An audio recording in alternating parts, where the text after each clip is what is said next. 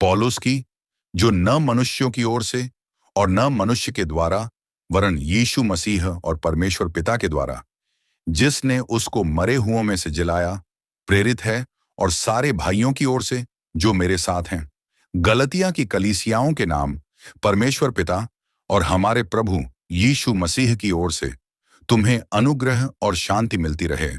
उसी ने अपने आप को हमारे पापों के लिए दे दिया, ताकि हमारे परमेश्वर और पिता की इच्छा के अनुसार हमें इस वर्तमान बुरे संसार से छुड़ाए। उसकी स्तुति और बढ़ाई युगानुयुग होती रहे। आमीन। मुझे आश्चर्य होता है कि जिसने तुम्हें मसीह के अनुग्रह से बुलाया, उससे तुम इतनी जल्दी फिर कर और ही प्रकार के सुसमाचार की ओर झुकने लगे। उसकी स्तुति और बढ़ाई युगानुयुग होती रहे।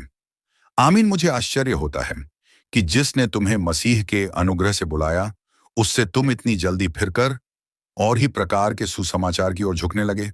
मुझे आश्चर्य होता है कि जिसने तुम्हें मसीह के अनुग्रह से बुलाया, उससे तुम इतनी जल्दी फिर कर और ही प्रकार के सुसमाचार की ओर झुकने लगे।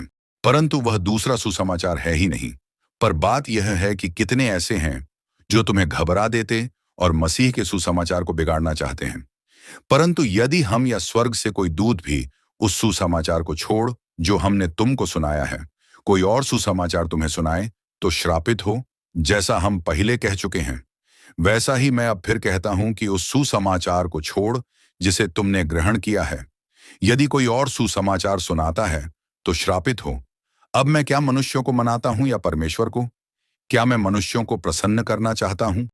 यदि मैं अब तक मनुष्यों को ही प्रसन्न करता रहता, तो मसीह का दास न होता। हे भाइयों, मैं तुम्हें जताए देता हूं कि जो सुसमाचार मैंने सुनाया है, वह मनुष्य का सा नहीं, उसकी स्तुति और बढ़ाई युगानुयुग होती रहे, क्योंकि वह मुझे मनुष्य की ओर से नहीं पहुंचा और न मुझे सिखाया गया, पर यीशु मसीह के प्रकाश से मिला। यहूदी मत में जो पहले मेरा चाल चलन था, तुम सुन चुके हो कि मैं परमेश्वर की कलीसिया को बहुत ही सताता और नाश करता था।